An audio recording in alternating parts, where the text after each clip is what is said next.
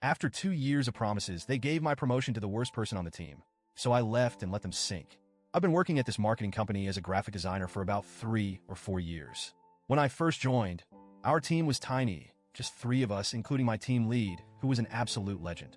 I learned so much from him. We tackled huge projects and had late nights filled with brainstorming, and it felt good knowing I was contributing to something meaningful. As we grew, I quickly became the go-to person on the team. I was training every new hire, leading projects, running presentations, and even setting up workshops to share design strategies. I was handling responsibilities that went beyond my role, thinking it would eventually lead to a promotion. Then, my team lead left and all those responsibilities just got dumped on me. We didn't get a replacement for over a year. I saw it as an opportunity to show that I was ready for a senior role. When my annual review rolled around, my manager was all, "You're on track. Just keep it up, and a promotion will be in your future." I kept working late, juggling more projects, and giving everything I had. But then, I found out that the company had decided to promote someone else, a newer hire, Jane. She had this social media influencer persona. Bubbly, loud, always talking about her brand and her followers. To be clear, Jane had barely been on our team for a year. Her Instagram and TikTok were full of day in the life of a designer posts, featuring fancy coffee, aesthetic office selfies, and captions about #hustle life. But her work ethic was questionable at best. She'd hand off half-finished projects to me saying, "I'm just so busy with my followers. Can you finish this up?" And she wasn't kidding. She had a decent following online. Her content was all about her corporate journey, but she spent more time curating her social feed than doing actual design work. I'd often find her snapping selfies or posting stories about her busy day while I was fixing her mistakes. But somehow, management loved her. She'd sweet-talk them, constantly dropping numbers about her social engagement and how much attention her personal brand brought to the company. They ate it up. When she was promoted to senior designer, I couldn't believe it. Jane didn't understand the basics of our workflows, didn't know how to work with stakeholders, and barely managed her own projects without help. Meanwhile, I was the one doing the heavy lifting. After that, Jane's behavior got even worse. She strutted around the office like she was some kind of creative visionary, setting team guidelines that she barely followed herself. She'd go on about brand alignment and design synergy, which she probably picked up from one of her own TikToks, but most of us couldn't see the value in it. Stakeholders started requesting me for projects instead of her, saying she was unprofessional or just impossible to work with. Then, we finally got a new team lead. I thought, finally, someone who might see through this.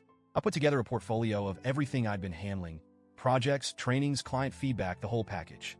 I walked him through everything, and he was genuinely impressed. He told me I was an asset to the team and that my contributions were obvious. I started to feel hopeful, but of course that didn't last. Jane took on a high-profile project and completely bombed it. Somehow, her mess ended up affecting me too, since I had to step in and fix it. When she realized I had corrected her work, she stormed into the office and confronted me. She actually yelled, saying I'd embarrassed her in front of the client. I kept my cool and explained that I was just following the guidelines that she'd ignored. Our team lead intervened and admitted I was right, but he seemed too intimidated by her to really call her out. After all, she had influence. She could drag him on social media if she wanted to. Then my next annual review came up, and I still had a shred of hope that they'd recognize my work. Instead, my team lead gave me an average rating and told me to be more visible in the office like Jane. He literally said I should emulate her social presence to grow my personal brand. I couldn't believe it. I was the one holding everything together, training everyone, cleaning up her mistakes, and he wanted me to be more like her? I looked him straight in the eye and told him that if he thought she was senior material, he could let her do the work. I was done picking up the slack. He started backtracking, saying they could consider a promotion for me in 6 months instead of a year, but it was too late. 2 weeks later, I accepted a better offer from a company that appreciated my skills. When I handed in my resignation, my manager looked like he'd seen a ghost. He asked me, "What can we do to keep you?" I didn't hold back. I told him I'd given this company everything and had been treated like I was invisible. The best part? Once I decided to leave, I wasn't about to spend my last 2 weeks doing senior tasks. No more training, no more saving her half-baked projects, no more documenting the systems I'd built. About 60% of our processes were things I'd set up myself, and I knew they'd be in chaos once I left. The manager must have realized it too, because he kept coming to my desk, asking me to just write down a few guidelines. Every time, I'd remind him that he'd chosen not to promote me, so my expertise wasn't his to ask for.